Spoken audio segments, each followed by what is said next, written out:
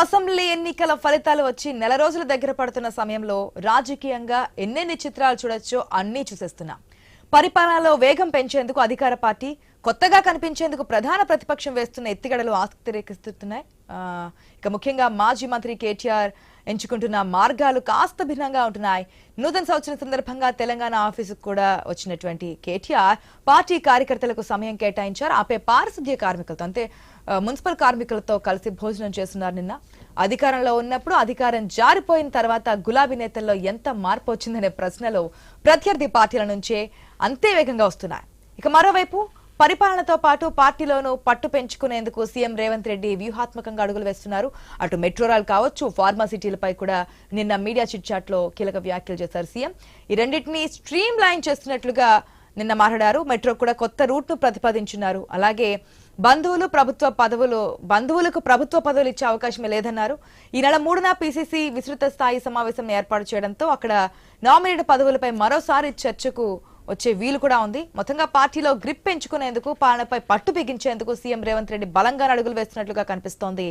మరి తీసుకున్నటువంటి చర్యలు ఏ విధంగా ఉండబోతున్నాయి, మెట్రో ఫార్మాసిటీకి సంబంధించిన మార్పులకు సంబంధించి ఏ విధంగా ఉండబోతున్నారు, అదేవిధంగా ప్రధాన ప్రతిపక్ష హోదాకు వచ్చిన తర్వాత బీఆర్ఎస్ నాయకులు వచ్చినటువంటి మార్పు, దీని గురించి మాట్లాడదాం. మనతో పాటు డిబేట్ లో పార్టిసిపేట్ చేస్తున్నారు మన్యం కోటేశ్వరరావు గారు, పొలిటికల్ అనలిస్ట్, రజతారెడ్డి గారు ఉన్నారు, బీఆర్ఎస్ నాయకులు, అదేవిధంగా అల్జపూర్ శ్రీనివాస్ గారు ఉన్నారు, BJP senior leader, doctor Shivakumar గారు ఉన్నారు, టీపీసీసీ నాయకులు. వెరీ గుడ్ మార్నింగ్ అండి, వెల్కమ్ టు ద షో అందరికీ కూడా. మొదటిగా కోటేశ్వరరావు గారు గుడ్ మార్నింగ్ అండి. హలో హలో కోటేశ్వరరావు గారు గుడ్ మార్నింగ్ అండి. Good morning. Good morning Koteswararao గారు, మనం చూస్తున్నాం మొదటగా ఏదైతే ఫార్మాసిటీ, మెట్రో రైల్ మార్గాలను ఏదైతే మారుస్తూ నిన్న మాట్లాడడం జరిగిందో సీఎం రేవంత్ రెడ్డి, ఆ అంశానికి సంబంధించి మాట్లాడదాం. మెట్రో సిటీస్ ని మెట్రో విలేజెస్ గా మారుస్తూ నిర్ణయం తీసుకున్నారు. అదేవిధంగా మెట్రో రైల్ రూట్స్ ను కూడా మారుస్తూ ఎక్కువ మంది ప్రజానికానికి తక్కువ వ్యయంతో లబ్ధి చేకూరే విధంగా నిర్ణయాలకు తీసుకున్నట్టుగా చెప్పున్నారు. సో ఏ విధంగా చూడొచ్చు? ముందుగా అందరికీ నూతన సంవత్సర శుభాకాంక్షలు. ఈ నూతన సంవత్సరం సందర్భంగా కేటీఆర్ పారిశుద్ధ్య కార్మికులతోటి భోజనం చేశారనేటువంటిది ఒక ప్రముఖ వార్తగా వచ్చింది. దీన్ని చూసిన తర్వాత పశ్చిమ దేశాల్లో ప్రతిపక్షాలు, అదేవిధంగా అమెరికాలో గాని, యూరోప్ దేశాల్లో గాని ప్రతిపక్షాలు, పార్టీలు ప్రతిపక్షంలో ఉండగా కడవల కొద్దీ కన్నీరు కారుస్తాయి. అదే పార్టీలు అధికారానికి వచ్చిన తర్వాత కఠినంగా వ్యవహరిస్తాయి ఆ జనంతో అనేటువంటిది అందరికీ తెలిసినటువంటి ఒక సత్యం. అధికారం కోల్పోగానే కేటీఆర్ కూడా దాన్నే పక్కాగా రీప్లై చేశారనేటువంటిది ఈ సందర్భంగా చెప్పాలి. పారిశుద్ధ్య కార్మికులైనా లేకపోతే ఇతర చిన్న చిన్న కార్మికులైనా, ఉద్యోగులైనా వాళ్ళ పట్ల ఎట్లా వ్యవహరించారో గత 9.5 సంవత్సరాల్లో చూసాం. ఇప్పుడు ఎవరినైతే ఆయన పారిశుద్ధ్య కార్మికులుగా పక్కన కూర్చోబెట్టుకున్నారో అటువంటి వాళ్ళలో ఎక్కువ మంది కాంట్రాక్టర్ల కింద నలిగిపోతున్నారు. వీధులు ఉండటం శాశ్వతమైనప్పటికీ వాళ్ళందరూ కూడా కేవలం కాంట్రాక్ట్ కార్మికులుగానే ఉన్నారనేటువంటిది. ఆ పుణ్యం ఎవరికి దక్కుతుందంటే బంగారు తెలంగాణలో కేసీఆర్, కేటీఆర్ అనుకోటి మాత్రమే దక్కుతుంది అనేటువంటిది మనం ఈ సందర్భంగా చెప్పుకోవాలి. ఇక రేవంత్ రెడ్డి గారు తీరుతెన్నులు చూసినప్పుడు ఆయన దూకుడుగా ఉండటం వేరు, తొందరపాటు వేరు. ఫార్మాసిటీ విషయంలో కానివ్వండి, లేదా మెట్రో రైలు సంబంధించి కానీ ఆయన తొందరపడి కొన్ని ప్రకటనలు చేశారు. ఆ ప్రకటనలు చేసిన తర్వాత దాని యొక్క ప్రతిస్పందన రియల్ ఎస్టేట్ లాబీల రూపంలో వచ్చి వాళ్ళందరూ కూడా సీఎం మీద తీవ్రమైనటువంటి ఒత్తిడి తీసుకొచ్చారు. ఎందుకంటే రియల్ ఎస్టేట్ అనేటువంటి వాళ్ళు ఒక అధికార పార్టీలే కాదు, లేకపోతే ఇతర పార్టీలకు కాదు, ప్రతిపక్షాలకే కాదు, అధికార పార్టీలో ఉన్నటువంటి కాంగ్రెస్ వాళ్ళు కూడా రియల్ ఎస్టేట్ లాబీ ఉంటది.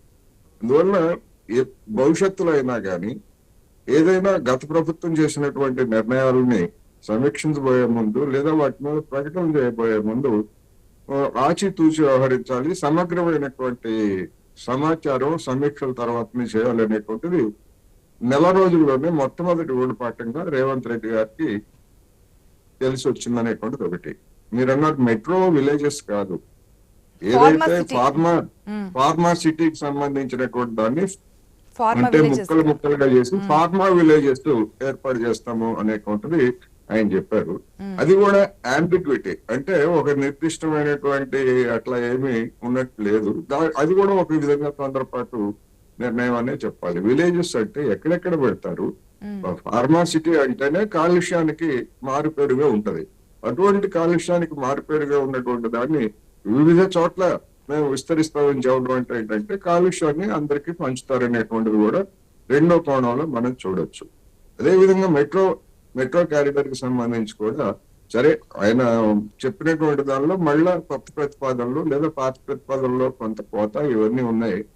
ఇది కూడా నా అభిప్రాయం ప్రకారం ఒక సమగ్రమైనటువంటి సర్వేలు లేకపోతే దానికి సంబంధించినటువంటి నిధులు ఎక్కడి నుంచి తెస్తారు, ఇవన్నీ కూడా చూసుకోకుండా చెప్పారు అనేటువంటిది స్పష్టంగా కనిపిస్తా ఉంది. అందుకని మొత్తం మీద నూతన సంవత్సరంలో ఆయన ఇచ్చినటువంటి సందేశం ఏంటంటే యూత్, మహిళలు, రైతులు వీళ్ళకి సంబంధించినటువంటి కేంద్రీకరణ ఉండబోతుందని చెప్పారు.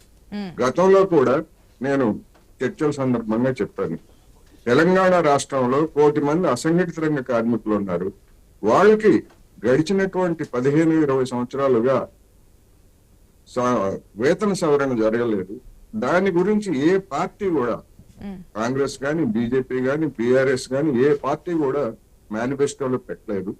లేదు నూతన సంవత్సరం సందర్భంగా వాళ్ళ వేతనాలు లేదా వాళ్ళ పని పరిస్థితులకు సంబంధించినటువంటి కార్యాచరణ చేపడతాం అనేటువంటి మాట రేవంత్ రెడ్డి గారి నోట రాలేదు. ఇది చాలా ఆందోళనకరము. ఒక విధంగా చెప్పాలంటే అది విమర్శనాత్మకమైనటువంటి వైఖరి గారిని చూడాలనేది నా అభిప్రాయం. ఓకే, రజిత రెడ్డి గారు గుడ్ మార్నింగ్ అండి.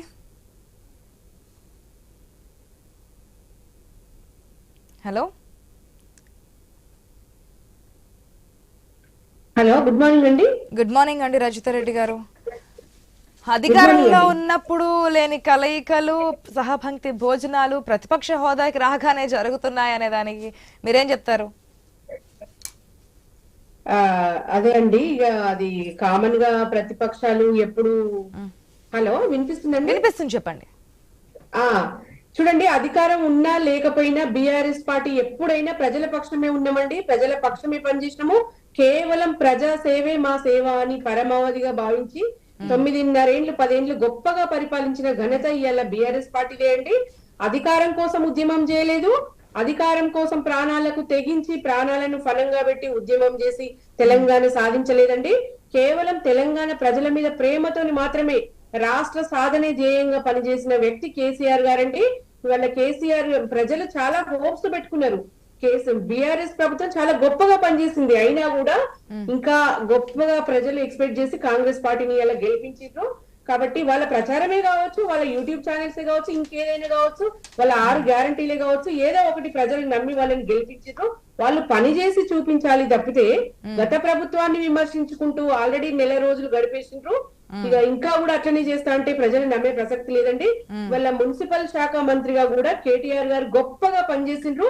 ఇంత పెద్ద మహానగరంతో పాటు పల్లెలు కూడా సర్వాంగ సుందరంగా తీర్చిదిద్దడంలో కేటీఆర్ గారి పాత్ర చాలా గొప్పదండి.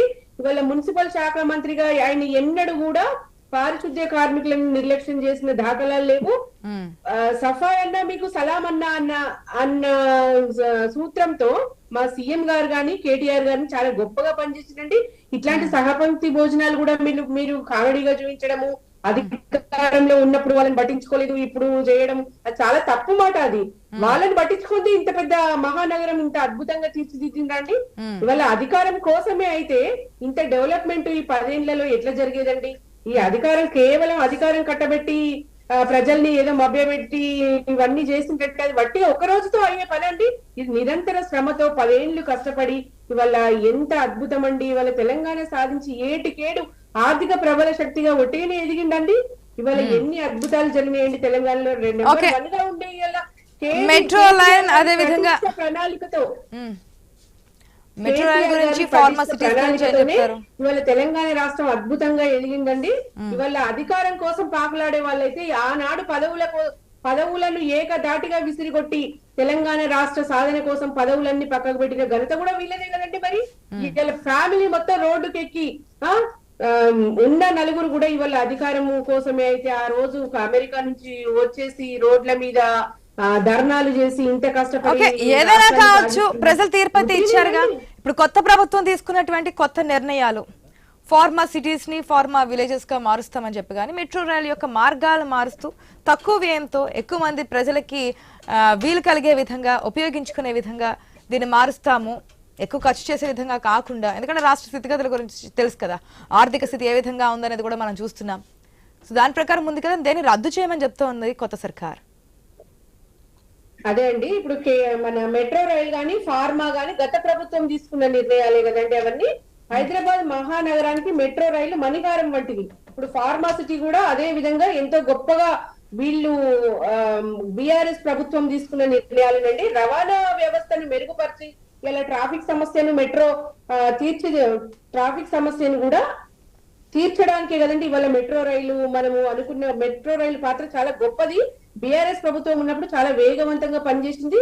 మెట్రోను ఇంకా ఈ జనాభాకు తగ్గట్టుగా మెట్రోను విస్తరించాలని బిఆర్ఎస్ ప్రభుత్వం పనులను వేగవంతం చేసి విస్తరించిన పనిలో భాగంగానే ఈ ఏరియాలు పెట్టుకుంది. ఈ ఏరియాలు వాళ్ళకి నచ్చక ఏదో మారుద్దాం అనుకున్నారు కానీ అవి వాళ్ళతో కాలేదు. కాకనే మళ్ళా పాత మంచి పాత పద్ధతిలోనే పోతాం అన్నట్టుగా వ్యవహరిస్తున్నారు. ఇప్పుడు ఈవెన్ ఫార్మాసిటీ కూడా గత ప్రభుత్వ నిర్ణయం తీసుకున్నట్టుగానే వీళ్ళు అదే బాటలోనే పోవడానికి సిద్ధమయ్యారు. ఇవాళ వీళ్ళు ఏదో చేయడం వీళ్ళ ఏమంటారు దూరదృష్టి లేక, నాయకుడికి ఉన్న గొప్ప లక్షణం లేక ఇవాళ 9.5 ఏళ్ల తెలంగాణ ప్రగతి ప్రస్థానం ఇవాళ దేశ చరిత్రలో సువర్ణ అధ్యాయం లిఖిస్తే దాన్ని మారుస్తాం అని చెప్పేసి ఏదో స్టేట్మెంట్లు ఇవ్వడం, మళ్ళీ వాటిని వెనక్కి తీసుకోవడం వాళ్ళకు ఈ నెల రోజులలో కామన్ గానే కనిపిస్తుంది. ఇక రానున్న ఈ ప్రభుత్వం వచ్చినాక వారం రోజుల్లోనే 1400 అప్పు తెచ్చిండ్రు. మరి వాటి కోసం ఏం చేస్తారు, ప్రజలకు ఏం అనేది చూడాలి. ఇంతవరకు కూడా రైతు బంధు ఇవ్వలేదు. ఎకరాల లోపు ఉన్నోళ్ళకి ఇస్తామన్నారు, మరి అవి కూడా చాలా చోట్ల పడ్డ దాఖలాలు లేవు. ఇలా పగలు రాత్రి తేడా లేకుండా రెక్కల కష్టంతో